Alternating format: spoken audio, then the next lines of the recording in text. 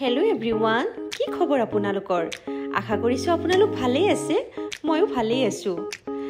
আজি মই ওলাইছো সোনাপুৰলৈ বুলি তাত আজি মোৰ এটা ফটোশুট আছে আৰু এয়া ৰাতিপুৱা এটা ধুনীয়া পৰিবেশৰ মাজেৰে মই গৈ আছো সোনাপুৰত থকা এখন ৰিসৰ্টলৈ বুলি আৰু এইপিনে মই ৰিসৰ্টখন আহি পাই গলো আৰু আজি আমাৰ ফটোশুট হ'ব আৰু এইপিনে আহি পাই দেখা পালো যে সকলোৱে মেকআপ কৰা ষ্টাৰ্ট কৰিয়ে দিছে মেকআপ আৰ্টিষ্টবোৰ বিজি হৈ আছিল যেহেতু মোৰ অকমান পলম হল হেহে ভাবিলো মই মোৰ মেকআপটো নিজে কৰি লওঁ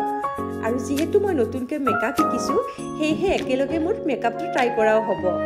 আজি ফাৰ্স্ট টাইমৰ বাবে ফিল কৰিছো যে নিজে মেকআপটো শিকাৰ কিমান এটা লাভ আছে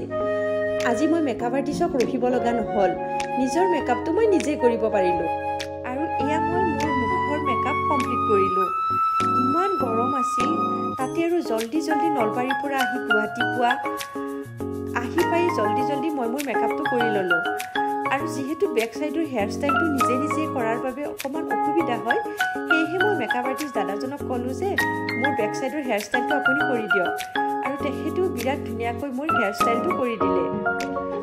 আৰু এয়া কমপ্লিট হৈ গ'ল মোৰ হেয়াৰ ষ্টাইল আৰু এতিয়া আপোনালোকে চাওকচোন আৰু এইটো হৈছে মোৰ ফাইনেল লুক আৰু আজি ইয়াতে তিনিটা ড্ৰেছত ফটোশুট হ'ব গতিকে মই মোৰ প্ৰথম ড্ৰেছটো লেহেংগাই ললো আৰু বাকি মডেল বিলাকেও তেওঁলোকৰ ড্ৰেছ মেকআপ এইবোৰ কমপ্লিট কৰি ফটোশুটৰ বাবে ৰেডি হৈ গৈছিল আৰু ময়ো লেহেংগাযোৰ পিন্ধি মোৰ ফটোশুটৰ বাবে ৰেডি হৈ গৈছিলোঁ আৰু এয়া ফাইনেলি মোৰ ফটোশুট ষ্টাৰ্ট হৈ গ'ল বাহিৰত অত্যন্ত গৰম আছিল আজি তাৰ মাজেৰে আমাৰ ফটোশুট চলি থাকিল আৰু এয়া আমি ধুনীয়া এখন ৰিসৰ্টত এনেকে ফটোশুট কৰি আছিলো বহুতে সুধি আছে যে এই শ্বুটটো মই পাৰ্সনেলি কৰিছো নেকি নহয় এই ফটোশুটটো মই পাৰ্সনেলি কৰা নাই এইটো এটা ব্ৰ্যান্ড শ্বুট হয় আৰু এইটো গ্ল্যামাৰ আইকন নামৰ এটি ব্ৰ্যান্ডে শ্বুট কৰিছে আৰু তেওঁলোকে দিল্লীৰ পৰা আহি এই শ্বুটটো গুৱাহাটীত কৰিছে আৰু এয়া এই পিনে সেকেন্ডটো শ্বুটৰ বাবে মই এযোৰ ধুনীয়া মুগাৰ মেখেলা চাদৰ পিন্ধি ললো আৰু এটা কথা কি জানেনে এই মেখেলা চাদৰযোৰ মই মোৰ বিয়াৰ দিনত পিন্ধিছিলোঁ আৰু এইযোৰ মোৰ বিয়াৰ চিন হিচাপে ধুনীয়াকৈ সাঁচি ৰাখি থৈ দিছিলোঁ আৰু সেই মেখেলা চাদৰযোৰে আজি মই ইমান বছৰ পিছত এই ফটোশ্বুটটোত পিন্ধিব পাই বহুতেই বেছি ভাল পাইছোঁ নিজৰ মৰমৰ ভাল লগা বস্তু এটা পিন্ধি ফটো তোলাৰ আমেজেই বেলেগ যেহেতু এই ফটোশ্বুটৰ বাবে তিনিটা ড্ৰেছ আনিবলৈ দিছিলে সেয়ে সেকেন্ডটো শ্বুটৰ বাবে মই মোৰ এই বিয়াত দিয়া মৰমৰ মেখেলা চাদৰযোৰে সিলেক্ট কৰি ললো আপোনালোকে জনাবচোন এই মেখেলা চাদৰযোৰত মোক কেনেকুৱা লাগিছে আৰু এই পিনে যিটোহে গৰম দিছে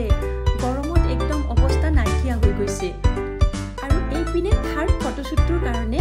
মই এখন ধুনীয়া গ্ৰীণ কালাৰৰ বেনাৰসী শাৰী পিন্ধি ললো যেহেতু অতি কম সময়ৰ ভিতৰতে তিনিটা ড্ৰেছ চেঞ্জ কৰি জলদি শ্বুটটো কৰিব লগা হৈছিল সেইবাবে কিছুমান অসুবিধাৰ সন্মুখীন হ'ব লগা হৈছিল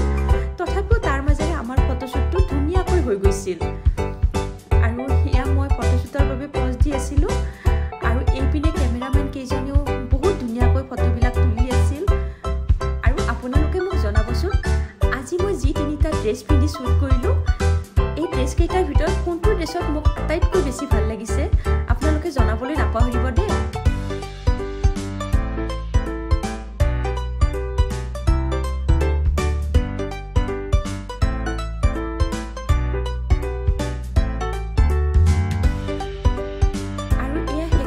ফটোশ্বুট কমপ্লিট কৰি আবেলি সময়ত ঘৰলৈ উভতিলোঁ তেনেহ'লে আজি আপোনালোকে মোৰ ভিডিঅ'টো চাই কেনেকুৱা পালে জনাবলৈ নাপাহৰিব দেই আৰু যদি ভাল পাইছে তেন্তে এটা লাইক কমেণ্ট আৰু শ্বেয়াৰ কৰি দিব তেতিয়াহ'লে আজিলৈ আহিছোঁ বাই